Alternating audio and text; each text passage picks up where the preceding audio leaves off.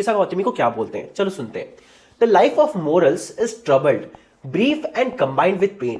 It is not possible to avoid death, as the ripe fruit are danger of falling, as the earthen vessels made by the potter breaks. Similarly, the mortals have the danger of death. यहाँ पे गौतम बुद्ध ये बता रहे हैं किसी गौतमी को कि हमारा जो लाइफ होता है ना, उसमें पेन और सफरिंग होता ही होता है, हम उसे अवॉइड नहीं कर सकते हैं। और जिस तरह से एक जो पका हुआ फल होता है ना, उसे एक ना एक दिन जमीन पे गिरना ही होता है। और जो अर्दन पॉट होता है, यानी कि जो मिट्टी का घड़ा होता है या मिट्टी का कोई भी क्राफ्टेड चीज होता है, उसे भी एक ना एक दिन टूटना ही होता है। उसी तरह से हम ह्यूमंस का भी लाइफ होता है, हमें भी एक ना एक दिन मरना ही होता है, क्योंकि हम ह्यूमंस भी ना मॉर्टल है, यानी कि हमें भी दर्द महसूस होता है, हम भी मारे जा सकते हैं, हम इमॉर्टल नहीं है, इसलिए हमें भी कभी ना कभी डेथ तो फेस करना ही। Wise man and fools all fall in the power of death. इससे फर्क नहीं पड़ता है कि तुम तेज इंसान हो या बेवकूफ इंसान हो, मरना तो हर किसी को है।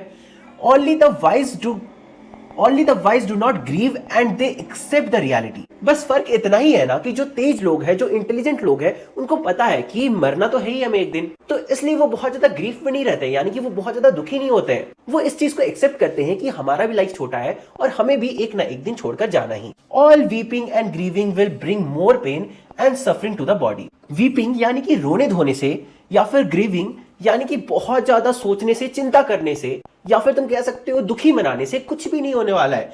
इससे बस हम अपने आप को पेन देंगे और अपने बॉडी को पेन देंगे। One who is composed will obtain peace of mind and will be free from the